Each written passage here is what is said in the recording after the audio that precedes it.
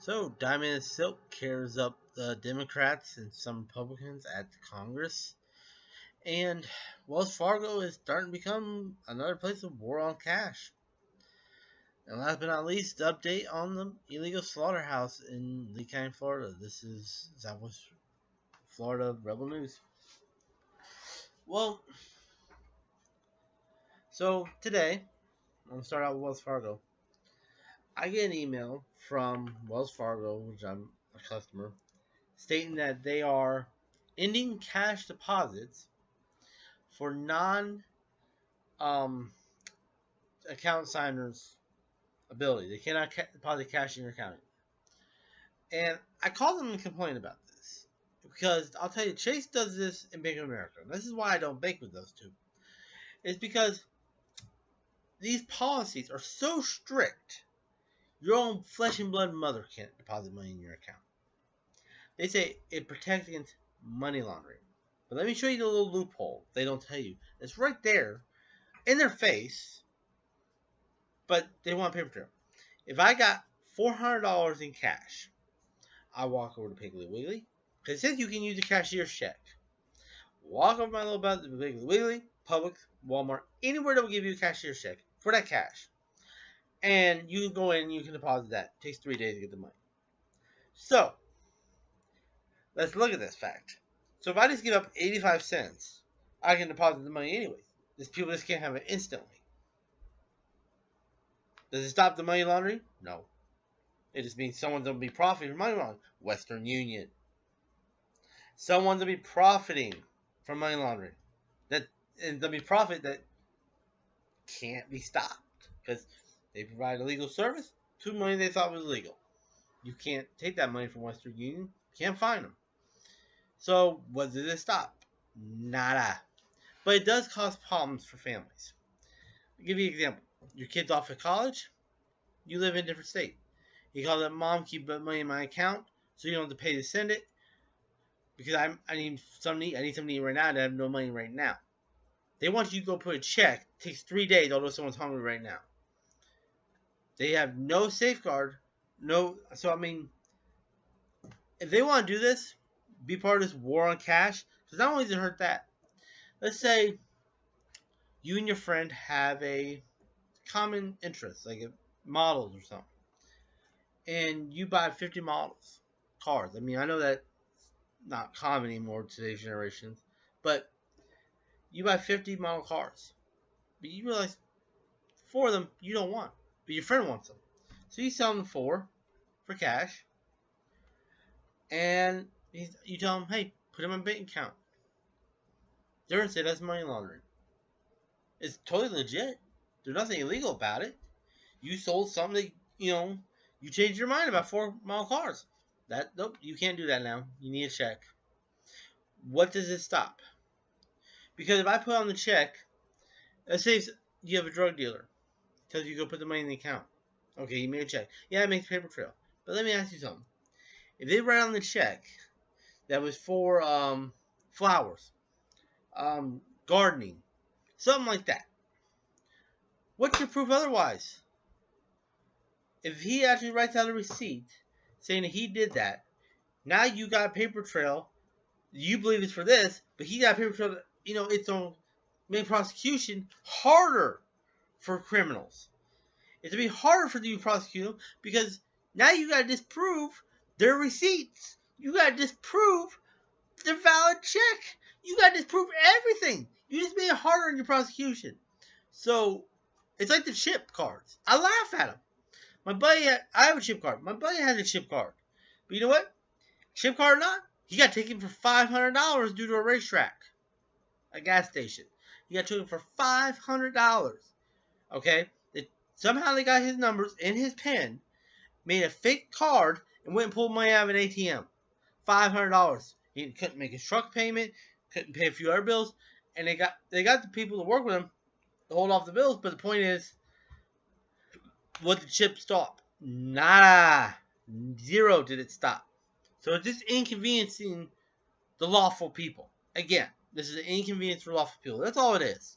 It's control of lawful people. Money tracking of lawful people. Because you know what? The criminals ain't going to stop. Because I just pointed out how they make dirty money, clean money, where you can't even trace it anymore. Okay? Oh, this person put $400 in his account. You can question it. As long as they have bank statements, say, yeah, he put 400, I did this for him.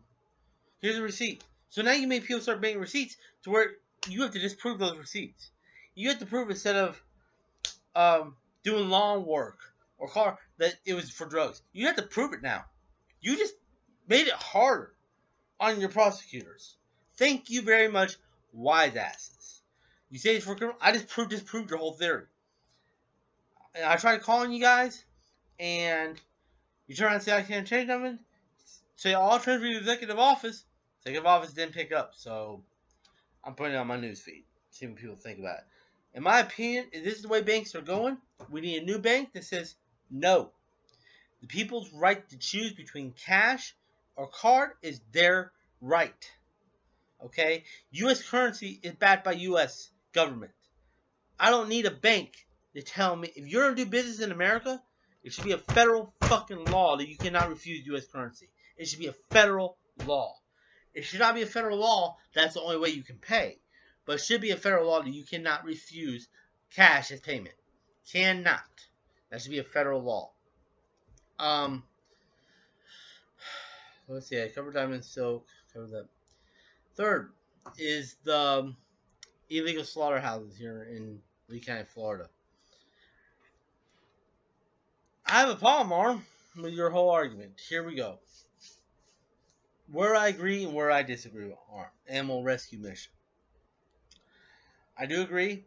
The death of these animals, the way they're doing it, they're not doing it fast enough, so it's torturous to the animal. I believe the one where the goat's neck's being slit, or also I believe the illegal meat being processed, the horse meat at the one ranch that you did document, Rancho Delicious. That branch should be shut down. I do believe that stuff. I believe you're right in those things. Here's where you're wrong, Arm. Here's where you're wrong. To attack the prosecuting attorney that boss said that you broke the law and how you recorded it. So his boss told him this, not you. His boss told you that, hey, you can't use these because they're acquired illegally. His boss did. So you want him to go against his boss. But because he's got a picture of him hunting and the deputy in the sheriff's department that, yes, I understand his comment about the horse meat. That disturbs me too. But you're not using that as much as you're saying, oh, well, they're hunters. That's why this case ain't going nowhere. That's BS. I'm a hunter. But I do not agree with what they're doing with the slice of the throat, the multiple stabbings, killing horses for me. I do not agree with that. Being a hunter does not make you an anti-animal rights person. It does not. So I have a problem with your theory there, Arm. I don't know, I forget the guy's name, but I'm hoping on May 3rd, when you guys have the press conference, I plan to be there, that he owns up to these comments as being irrational, not right, because you're making an assumption about somebody, but you're leaving it out there so people can shame them or something for being a hunter. I'm sorry, this is America. I have the right to choose if I'm going to be a hunter, a vegan, a non-vegan. That's my right. That's my right to choose. There is certain rights I don't have. I don't have the right to choose horse meat for assumption. That horse meat is illegal to have. End of story. Okay? I get that. I mean, but to take away more than what is legally there to take, shame somebody for having a different lifestyle than you, you're wrong. So, like I said, we'll see how it goes. Also, the sergeant for Lee County that handles the agricultural, I tried to get an interview with him or the sheriff. Both turned me down, so they didn't get to say it. But I do think that's wrong because they're a hunter. Unless you got some sort of evidence of that, to not incite that, because now you're falsifying information to the public. You're saying, oh, because he's a hunter is why this case didn't go nowhere. That is a unlawful thing to do. It's wrong. You're not using law, you're using shaming. Because you don't match with your opinion. Okay? And here's the biggest thing. The lower prosecuting attorney okay, is he is a lower one to the one that is the main one, Amanda Fox. He can't override her. So why are you attacking him anyways? Those questions I hope to have answered at the May 3rd.